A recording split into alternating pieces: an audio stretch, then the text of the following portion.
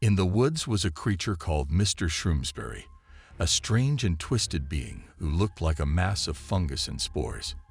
He blended in with the forest so well that it was nearly impossible to spot him, even if you knew he was there.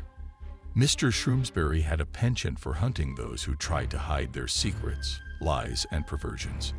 He would wait patiently, lurking in the shadows until his prey was at their most vulnerable. Tommy knew the dangers of the woods, but he thought he was clever enough to outsmart Mr. Shroomsbury. He had a captive with him, a young girl who had been in the wrong place at the wrong time. He had snatched her from the city streets, thinking the remote woods would be the perfect place to keep her hidden. But as he huddled in his makeshift hideout, surrounded by the girl's muffled cries, he couldn't shake the feeling that something was watching him. He peered through a crack in the logs, trying to glimpse whatever was out there.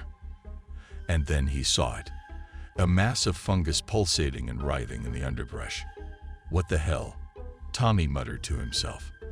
"Is that some kind of mutated plant or something?" But as he watched, the creature's tendrils began to unfurl, reaching out toward him with alarming speed.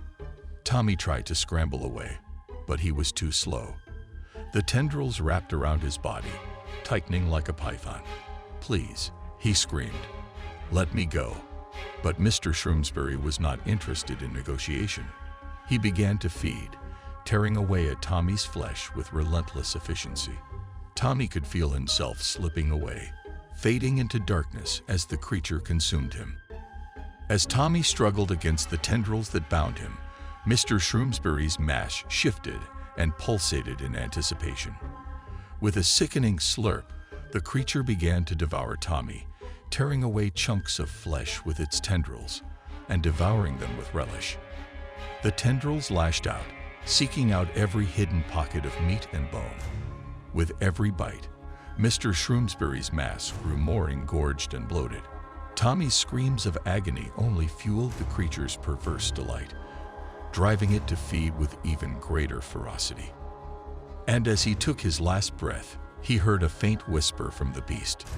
"Your lies have fed me well, Tommy." And all the while, Mr. Shroomsbury whispered his sickening words, thanking Tommy for his sacrifice and reveling in the power of his nourishment. But Mr. Shroomsbury would not be satisfied for long.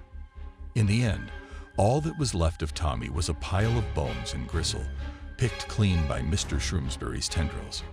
The creature slumped back into the shadows, sated for now, leaving only the sickly sweet scent of decay behind. Tommy's remains were left to rot in the soil, becoming yet another source of nourishment for Mr. Shroomsbury's twisted harvest. And the young girl was left alone, lost and terrified in the heart of the woods. For in the woods, there were always more secrets to uncover, more lies to feed upon, and more victims to be consumed.